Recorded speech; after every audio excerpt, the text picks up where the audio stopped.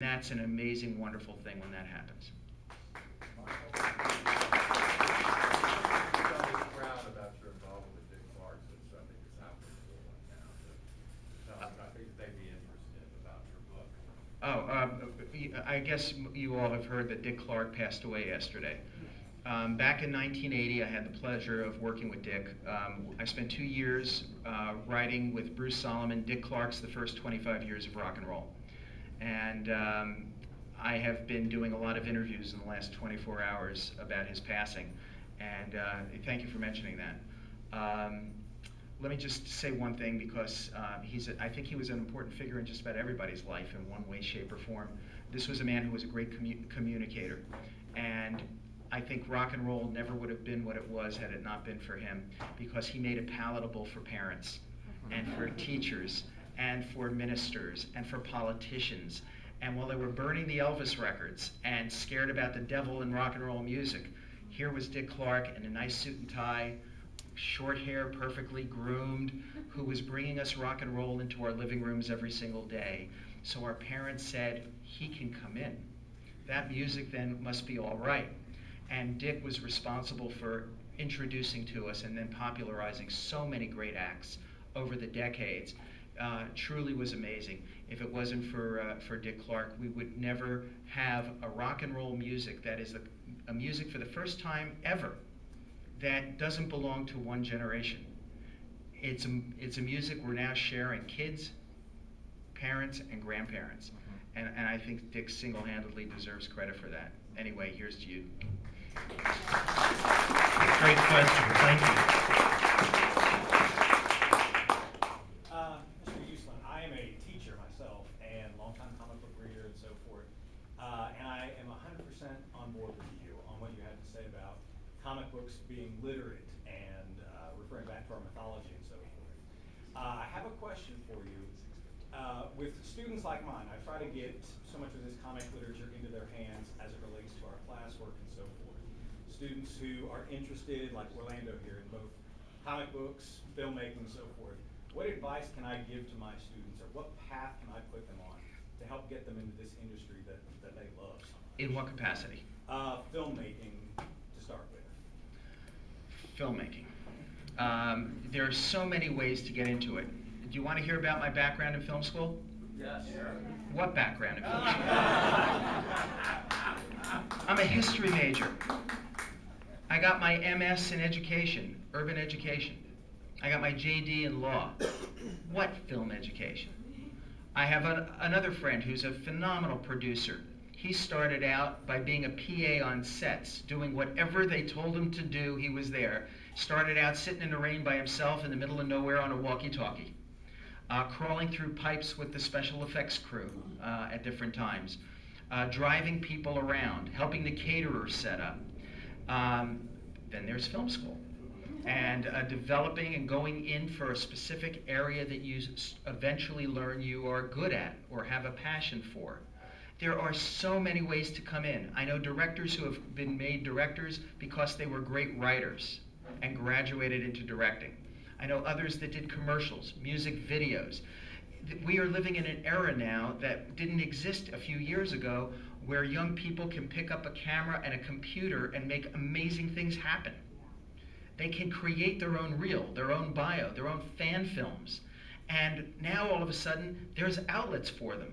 There are great websites that are dedicated to comic books, movie making, genres of movie making, horror, science fiction, fantasy, and you can actually get your work on there. If you're a writer, you can become a blogger on one of these websites and develop a following.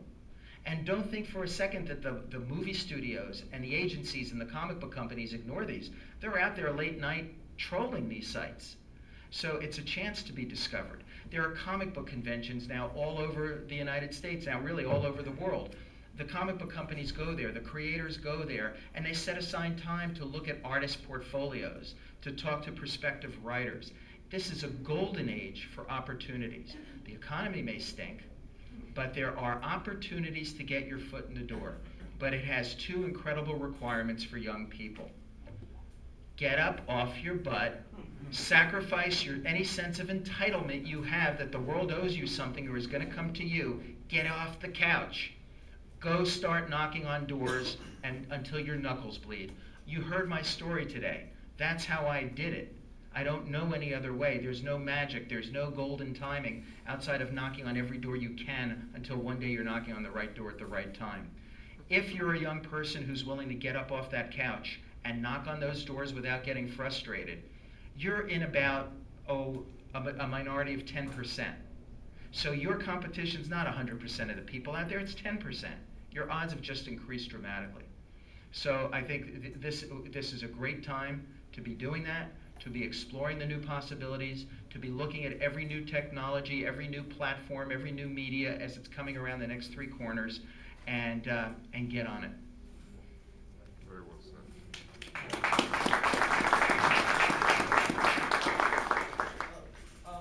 Is there any books, like Batman books or the comics that the new movie has any elements from? Sure. Oh no, you guys, you should know by now. You're not getting this info from me. No, I truly want you to go in the dark and just experience it. Can't you give us just a smidgen, just something? All right, do you remember all the Batman comics with Batmite? I'm not liking where this is going. Do you remember the Super Batman of Planet X? Do you remember Bat Genie or Batman meets Bat Ape?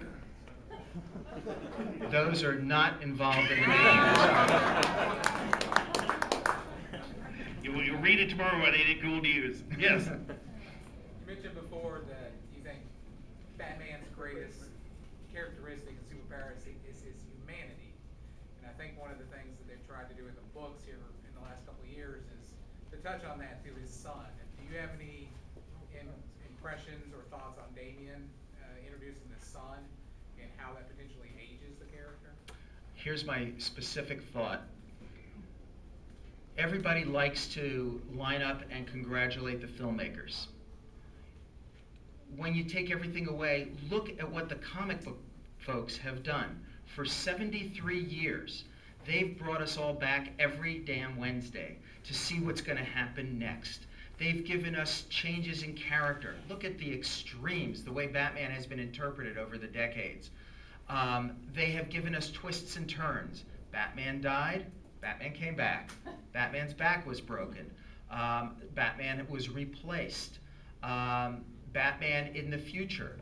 Batman in the past. We have seen so many different creative ideas that are being thrown out, being formulated by writers, artists, editors, publishers, that these people deserve an incredible amount of credit for what has happened to sustain Batman and to continue to make him an iconic world figure. So every time they try something new and daring, I say great, because they don't always work. Sometimes they try something and then they'll reverse it and go in a different direction, but they're daring. They're willing to keep pushing the envelope, and that to me creatively is magnificent, and that inspires everybody else. Those people deserve a ton of credit. And I think Damien is one example of that. Let's take the ride. Let's see what they're doing. Let's see where it goes. Let's see how that changes or opens Batman to new experiences. That's a lot of fun.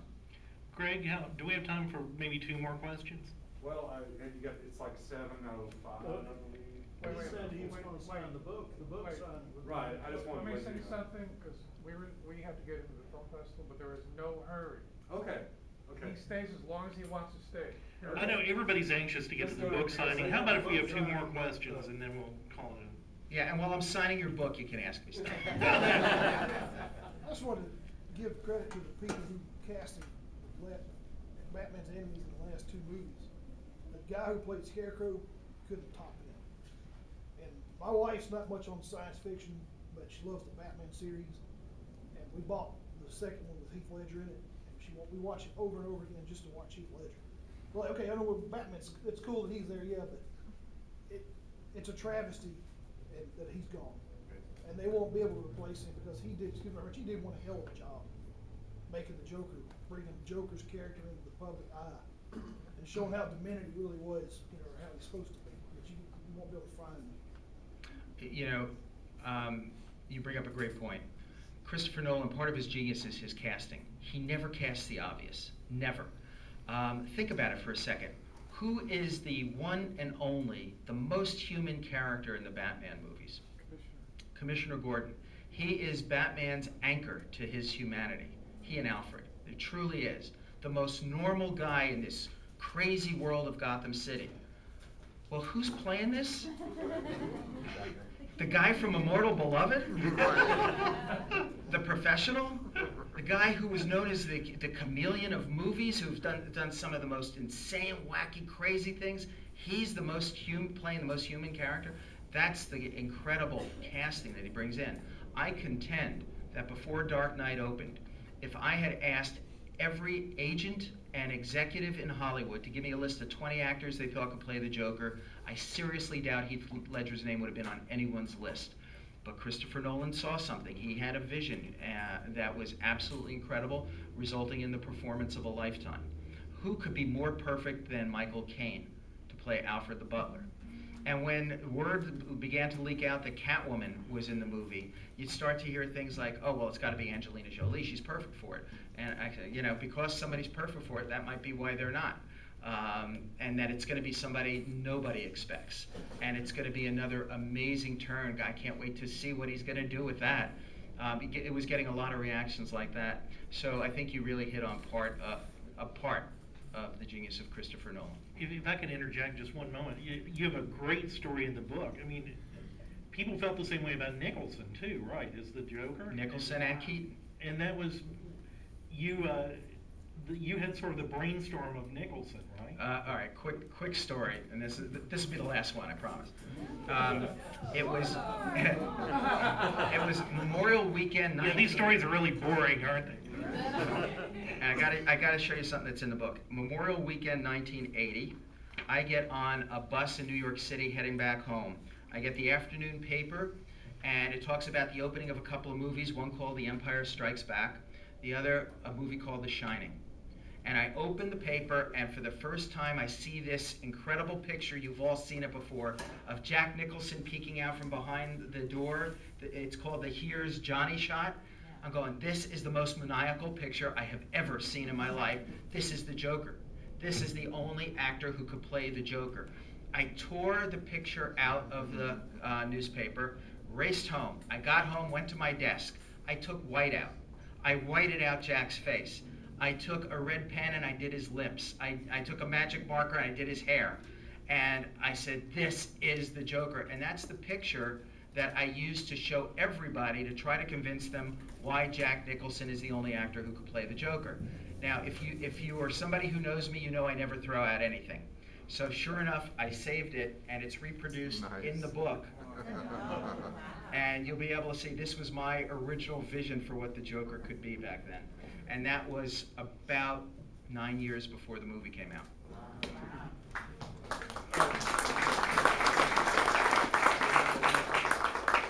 Would y'all be nice and not get too selfish about this? We all try to line up in the order. You had the line, and we shut it down. This lady was first. You all can remember the order. We appreciate you being here. Did you all enjoy this? Thank you, everybody. Thanks for coming out. Would you like to see Michael Uslan come back to Nashville? Yes, we would. Keep those cards and letters coming in. I'll meet you over at the book signing.